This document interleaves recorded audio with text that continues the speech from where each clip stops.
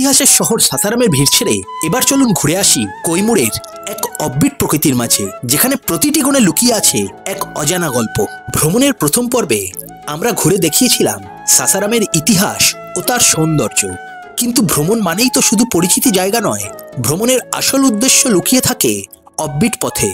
তাই দ্বিতীয় পর্বে আমি আপনাদের নিয়ে যেতে চলেছি কৈমুর পাহাড়ের কোলে লুকিয়ে থাকা কিছু অজানা রত্নে, যেখানে প্রকৃতির নীরবতা যেন গল্প বলে নিজের মতো করে, যেখানে রয়েছে পৃথিবীর প্রাচীনতম হিন্দু মন্দির।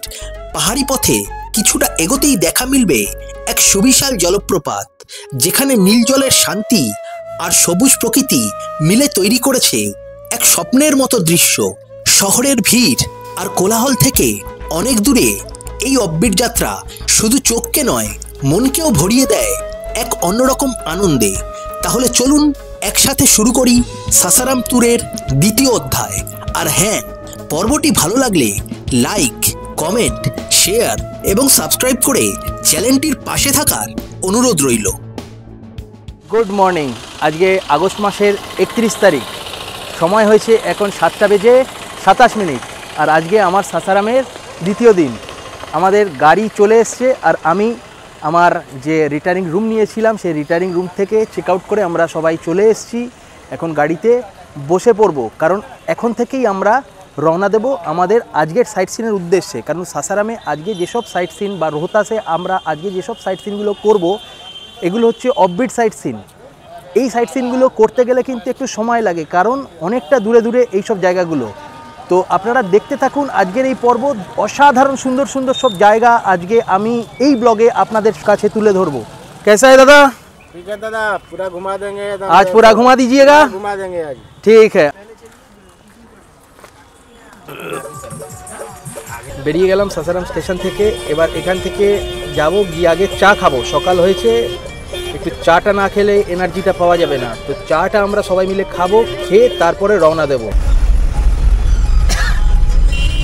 আমরা বাইপাসের উপরে একটা ধাবাতে চা খাওয়ার জন্য নামলাম। চায় মিলেগা না?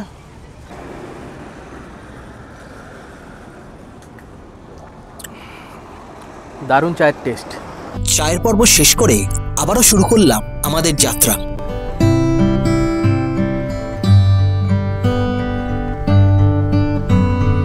सावन सुलग सुलग जाए मन,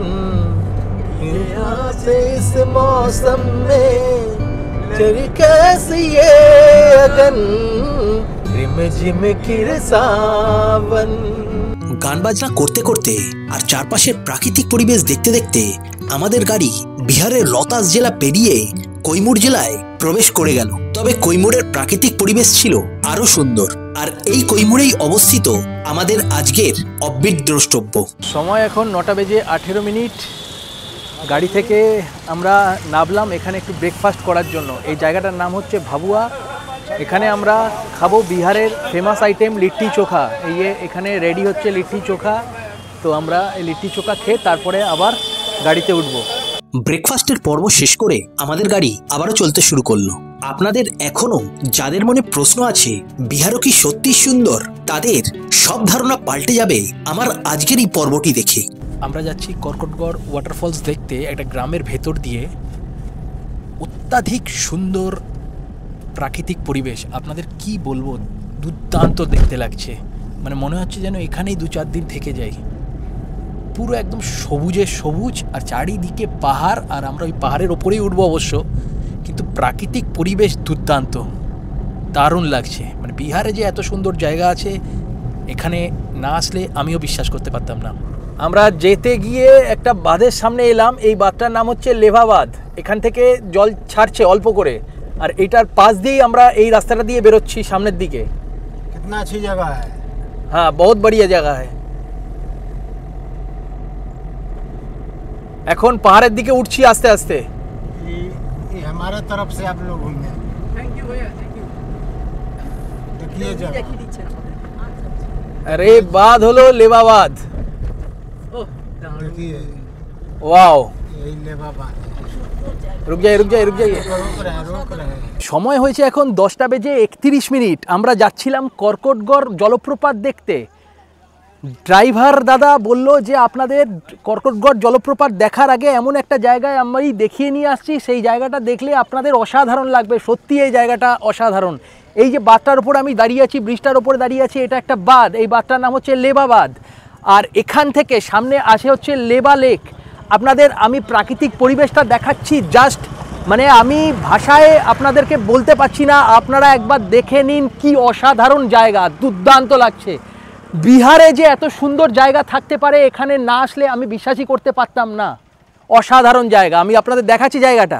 দেখুন সামনে এই হলো বাঁধ আর এই হলো লেক। এখানে সবাই স্নানও করছে ওই সাইডে। আর পুরো এরিয়াটা এইরকম অসাধারণ এরিয়া, দুর্দান্ত লাগছে।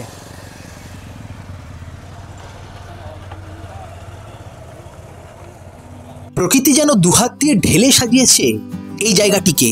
চারিদিকে সবুজ পাহাড়, মালভূমি, আর তার মাঝখানে এত সুন্দর একটা বাঁধ। হ্যাঁ, এটাই অফবিট বিহার।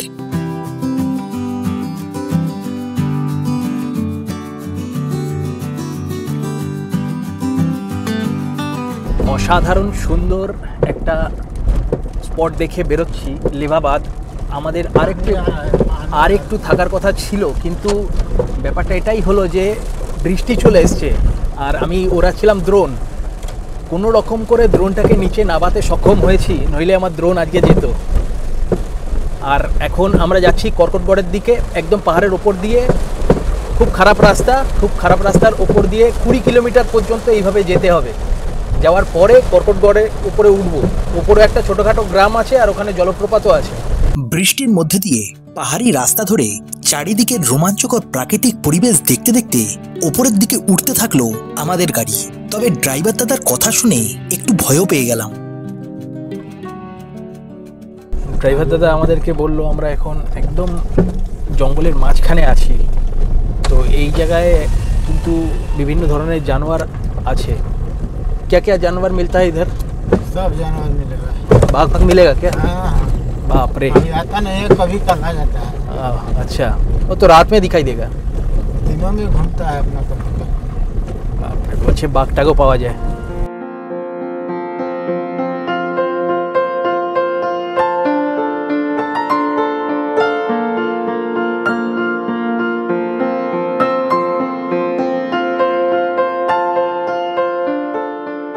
সত্যি বিশ্বাস করুন, অসাধারণ লাগছে এই জার্নি।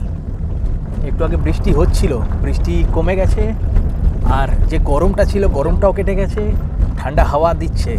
আর তার মাঝখান দিয়ে এই সবুজ প্রকৃতির বুক ছিঁড়ে যে রাস্তাটা চলে গেছে, আর সেই রাস্তার উপর দিয়ে আমরা যাচ্ছি গাড়ি নিয়ে। আর এই রকম প্রকৃতির এই রকম বিউটি দেখতে দেখতে যাচ্ছি। অসাধারণ লাগছে। এই ট্রিপ মনে রাখার মতো, দারুণ লাগছে। আপনারা যদি এইখানে আসেন, এই রহতাসে আসেন, তাহলে কৈমুরের ট্রিপ একদিন অবশ্যই বাড়াবেন। আর এই কৈমুর জেলার এই কর্কটগড় ওয়াটারফলস অবশ্যই একদিন দেখতে আসবেন।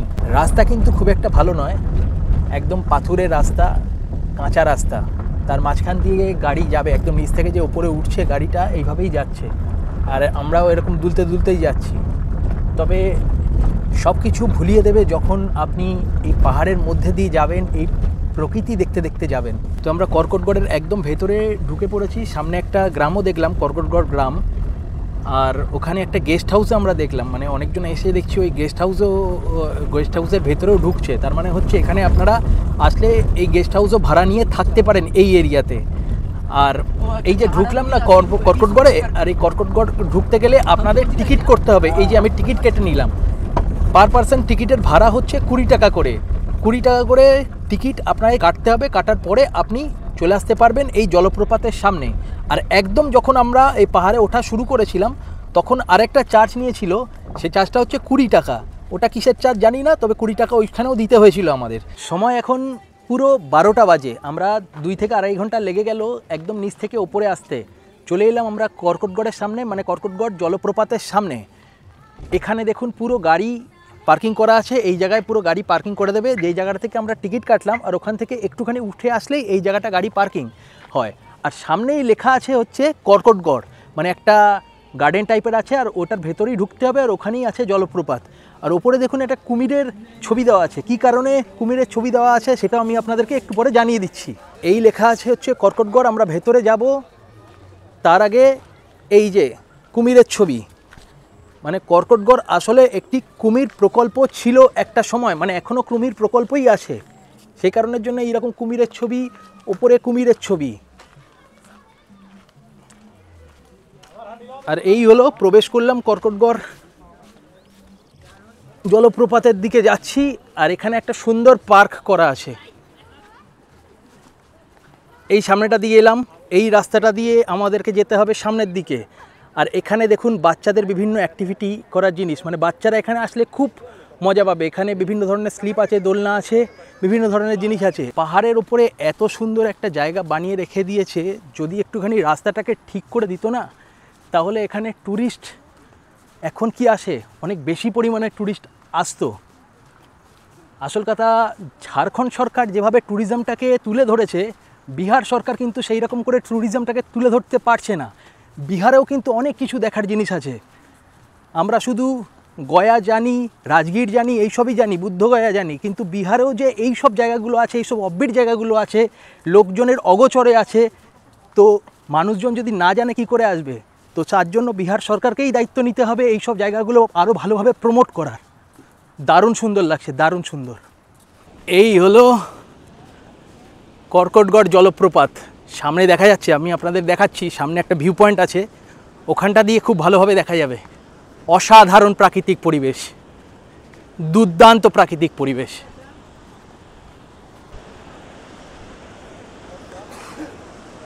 ফ্যান্টাস্টিক।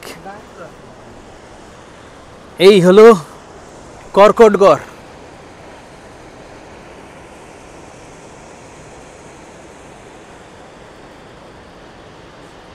এই কর্কটগড় জলপ্রপাত কিন্তু বিহারের কৈমুর জেলার আর এই কর্কটগড় গ্রামে অবস্থিত, ঠিক আছে। আর এই যে নদীটার ওপরে কর্কটগড় জলপ্রপাতটা সৃষ্টি হয়েছে, এই নদীটার নাম হচ্ছে কর্মনাশা নদী। আর 100 ফিট ওপর থেকে নিচে পড়ছে এই জল। সামনে ওই জায়গাটা থেকে দেখলাম, দেখে আবার এখানে আসলাম, এসে এই একটা পয়েন্ট আছে, ভিউ পয়েন্ট, এখান থেকে আরও সুন্দর দেখতে পাওয়া যাচ্ছে। দারুণ দারুণ, অসাধারণ। লোকজন অনেকে ওই সব জায়গায় চলে গেছে, আমি রিস্ক নেব না, আমি এখান থেকেই আপনাদের দেখাবার চেষ্টা করছি। চওড়া যে জায়গাটা আছে, এই চওড়া জায়গাটা হচ্ছে টোটাল হচ্ছে 300 ফিট আছে। হ্যাঁ, এখানে যদি বর্ষায় আসতেন, একটু আগে আমি আপনাদের বললাম, তাহলে কিন্তু প্রচুর জল পেতেন। ছত্তিশগড়ের চিত্রকূট জলপ্রপাত ঠিক যতটা চওড়া, এটাও দেখতে ওই রকমই দেখতে লাগতো। আপনারা যদি একটুখানি পেছনের দিকটা আসেন, তাহলে দেখতে পাবেন এইরকম একটা ঝুলন্ত সেতু। এই হলো সেতু, পুরো কাঠ দিয়ে তৈরি করা আছে, আর এদিকে পুরো একদম শক্ত হচ্ছে তার দিয়ে, আর এই সামনে হচ্ছে দড়ি। পুরো সেতুটাই একদম দুলছে। সামনে ওই সাইডে হচ্ছে জলপ্রপাতটা, আর এদিকে হচ্ছে এই সেতুটা। বাপ রে বাপ। हाँ हाँ, बंगाल से व्यू सर अच्छा आता है वो झरने का।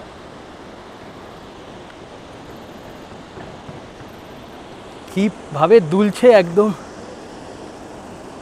বলছে এটাকে নাকি ঝোলা পুল বলে নাকি, মানে দোলে তো সেই কারণের জন্য। দেখুন একবার, ও হো রে, অসাধারণ অসাধারণ। কি বলবেন এটাকে, সামনে পাহাড় দিয়ে পুরো একদম নিচে পড়ছে, আর 100 ফিট এর ডিস্টেন্স আছে। ফ্যান্টাস্টিক। আর এখানে দেখুন দড়ি লাগিয়ে দিয়েছে, দড়ির ওপারে যাওয়া যাবে না, আমরা এখান থেকেই দেখব। অসাধারণ, কতটা গভীর উপত্যকা সৃষ্টি করেছে দেখুন। আর সব লোকজন কোথায় কোথায় গিয়ে নেবে ফটো শ্যুট করছে। এতটা রিস্ক নেবার কোনো দরকার নেই, একটুখানি পেছন দিকে চলে আসলে আপনারা এই রকম বিউটি দেখতে পাবেন। ফ্যান্টাস্টিক।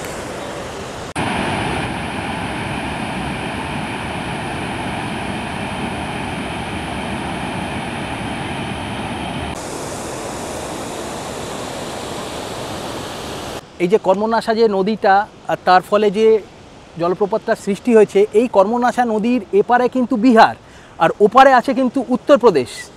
লোকজন অনেকে চলে গেছে ওখান থেকে দেখছে, মানে কেউ আর ধরে রাখতে পারছে না এত সুন্দর একটা জায়গা। তো আমি যাব না, আমি আপনাদের অবশ্যই দেখাবো, একদম সামনে থেকে দেখাবো, চলুন দেখে নিই। কর্কটগড় জলপ্রপাতটি মুঘল শাসক এবং ব্রিটিশ কর্মকর্তাদের জন্য কুমির শিকারের একটি স্থান ছিল, যারা এই স্থানের চারপাশে সুন্দর ফুল এবং প্রাণী জগৎ উপভোগ করতে আসতেন। জলপ্রপাতটি এখন 1979 সালের প্রতিষ্ঠিত কৈমুর বন্যপ্রাণী অভয়ারণ্যের অংশ এবং এখানে কুমির এবং অন্যান্য প্রাণী শিকার সম্পূর্ণরূপে নিষিদ্ধ।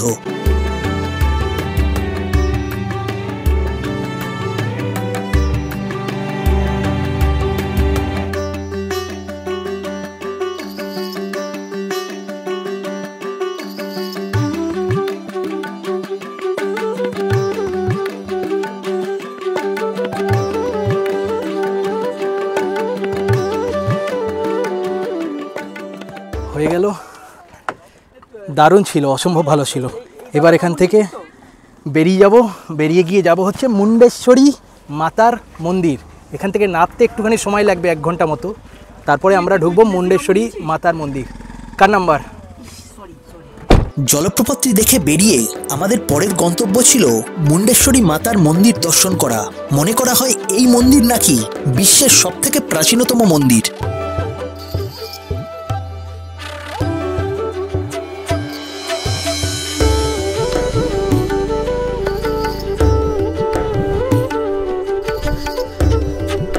মুন্ডেশ্বরী পাহাড়ের ওপর অবস্থিত প্রাচীন মন্দিরটি দেবী দুর্গা এবং দেবতা শিবের উপাসনার জন্য নিবেদিত বলে বিশ্বাস করা হয়।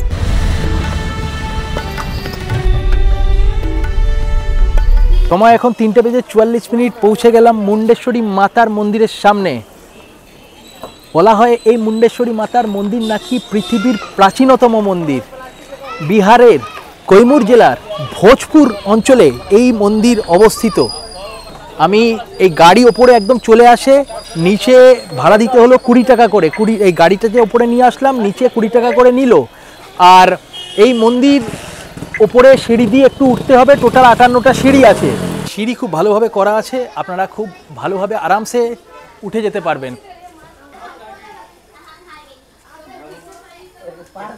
এই হলো মন্দির, রিনোভেশনের কাজ চলছে, প্রচুর প্রাচীন মন্দির এই মন্দিরটা। এএসআই এবং বিহার রাজ্য ধর্মীয় ট্রাস্ট বোর্ড মন্দিরটিকে 108 খ্রিস্টাব্দের বলে দাবি করেছে, যা এটিকে বিশ্বের প্রাচীনতম হিন্দু মন্দির করে তুলেছে।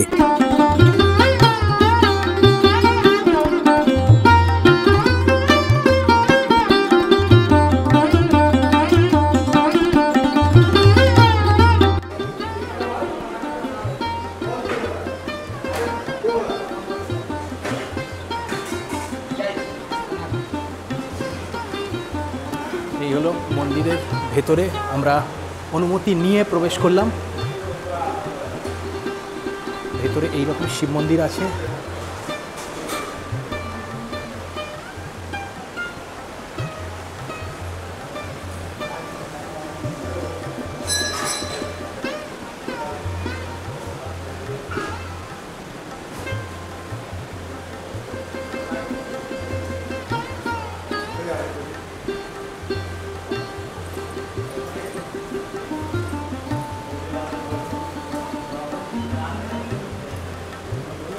এই হলো মাতার মন্দির।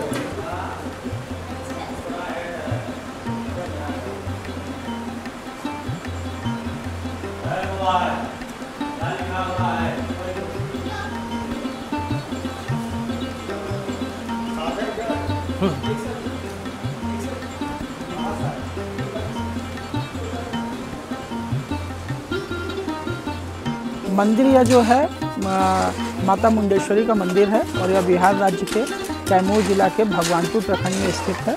और जिस पहाड़ी पे ये स्थित है उसका पवरा पर्वत नाम है।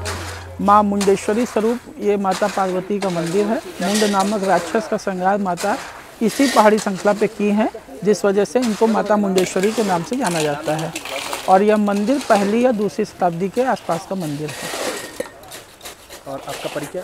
मेरा नाम गोपाल कृष्ण है और मैं यहाँ धार्मिक न्यास बोर्ड में अकाउंटिंग के पद पर कार्यरत हूँ। अच्छा, इधर में जो एक कुंड है, ये किसका कुंड है? ये हवन कुंड है। अच्छा। और इस हवन कुंड की भी एक अपनी प्राचीनतम परंपरा है। जितना प्राचीन मंदिर है उतना ही प्राचीन ये हवन कुंड है। हवन कुंड पे कई तरह के कार्य होते हैं। बहुत सारे लोग पूजा पाठ हो जाने के बाद हवन कुंड करते हैं। बहुत सारे लोग मन्नत मांगते हैं कि माता रानी यदि मेरा कार्य सिद्ध हो जाएगा तो हम यहाँ पे बकरे की बलि देंगे। यह एक ऐसा स्थान है पूरे भारतवर्ष में जहाँ अहिंसक बलि परंपरा होती है। यहाँ पे जब श्रद्धालु की मनोकामना पूरी हो जाती है तो वो लोग बकरा लेके आते हैं। बकरा जब आता है तो यहीं पे उसका संकल्प होता है कि माता रानी आज मेरा कार्य सिद्ध हो गया है और हम जो मन्नत मांगे थे वो पूरा करने के लिए बकरा लेकर आए हुए हैं। यहाँ पे उसका संकल्प होगा। संकल्प हो जाने के बाद अभी आप मंदिर में देखे होंगे जहाँ पे माता रानी विराजमान है, वो एक अलग सेफ एरिया गर्भगृह है माता रानी का। वहीं पे पुजारी के पास ले जाके उस बकरे को भक्त देते हैं। पुजारी उस बकरे को माता रानी में स्पर्श करके उसी स्थान पे नीचे लेटा देते हैं और माता रानी के चरण से ही अक्षत और पुष्प उठा के उस पर रख देते हैं। बकरा पूरी तरीके से अचेत हो जाता है, उसमें प्राण नहीं रह जाता है। पुनः थोड़ी देर बाद पुजारी वही प्रक्रिया फिर दोहराते हैं, अक्षत पुष्प उस पर छिड़कते हैं और वो खड़ा हो जाता है। उसके बाद श्रद्धालु उस बकरे को ले जाकर छोड़ देते हैं।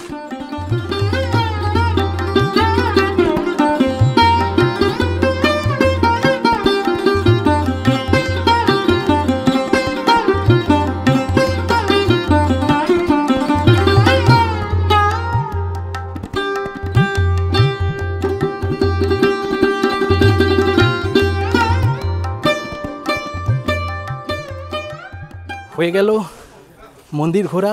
আপনারা হিস্ট্রি শুনে নিলেন মন্দিরের।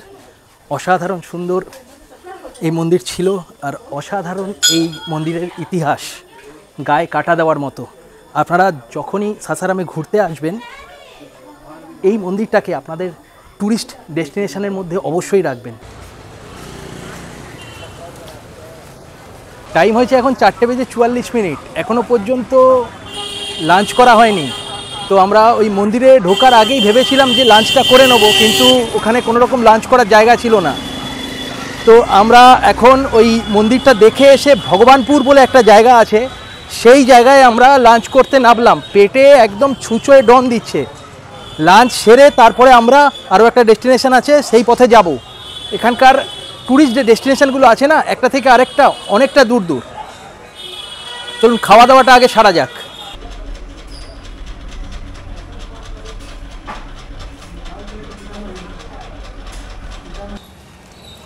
খাবার দাবার হয়ে গেল, নিরামিষই খেলাম আর একটা ডিমের অমলেট নিয়ে নিলাম। প্লেট নিল 75 টাকা। এখানে কিন্তু খাবার দাবারের দাম একটু বেশি যা দেখতে পারলাম কলকাতার তুলনায়। একটা নিরামিষের প্লেট নিল 60 টাকা আর ডিমের অমলেট 15 টাকা। পরে আমি আবার একটা এক্সট্রা ভাত নিলাম, সেখানে নিল আবার 20 টাকা। খাওয়া দাওয়া শেষ করে এবার আমরা রওনা দিলাম করমচাঁদ ড্যামের উদ্দেশ্যে।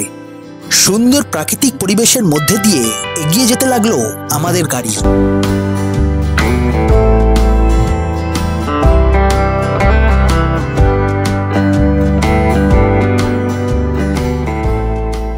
টাইম এখন 6:20 চলে এসেছি করমচাঁদ ড্যামের ওপরে।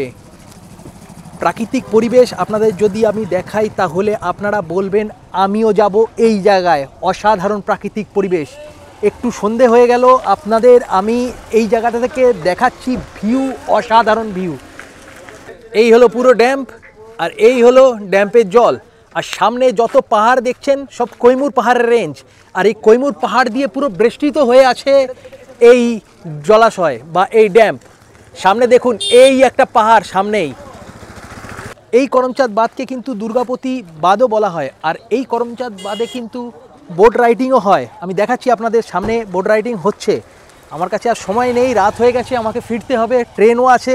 সেই কারণের জন্য আমি বোট রাইডিং করতে পারছি না। আপনারা আসলে অবশ্যই এখানে বোট রাইডিং হয়, সামনে সবাই করছে যাচ্ছে। মূলত এই বাঁধের জল এখানকার লোকজন যে সেচের কাজ করে সেই কাজে ব্যবহার করা হয়। এছাড়া পানীয় হিসাবেও এখানকার জল ব্যবহার করা হয়।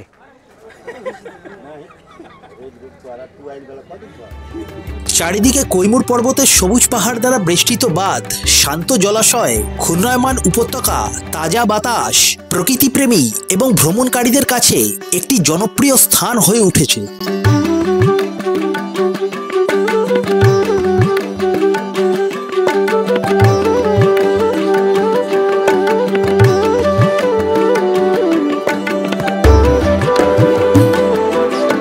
রাত হয়ে গেছে, ভেবেছিলাম যে এখান থেকে ড্রোন শটটা নেব, কিন্তু এত রাত হয়ে গেছে, এখান থেকে ড্রোন শট আর নেওয়া যাবে না। দুঃখিত আমি, কিন্তু জায়গাটা এত সুন্দর লাগছে, এত অপূর্ব লাগছে, মানে আগে জানলে এই জায়গাটাতেই আগে আসতাম। তবে অবশ্যই আমি এই জায়গা আরেকবার আসব, এসে ড্রোন শটও নিয়ে যাব অন্য কোনো জায়গায়। কৈমুরের আরও পাহাড়ে আরও অনেক ভালো ভালো জায়গা আছে, সেসব জায়গাগুলো আপনাদেরকে ঘুরিয়ে দেখাবো, তবে এইবার নয়, নেক্সট টাইম। আমাদের এই ভারতবর্ষে এইরকম অনেক জায়গায় আছে যা এখনো পর্যন্ত লোকচক্ষুর অগোচরে থেকে গেছে, তাই সেই সব জায়গাগুলিকে খুঁজে বার করতে হবে আর ঘুরে বেড়াতে হবে। আমার আজকের এই পর্বে গাড়ি ভাড়া লেগেছে 4000 টাকা। পর্বটি ভালো লাগলে চ্যানেলটিকে সাবস্ক্রাইব করবেন আর পর্বটিকে একটি লাইক করে আপনাদের বন্ধুদের সঙ্গে শেয়ার করে দেবেন। দেখা হবে পরের পর্বে খুব তাড়াতাড়ি। ততদিন ভালো থাকবেন, সুস্থ থাকবেন। ধন্যবাদ।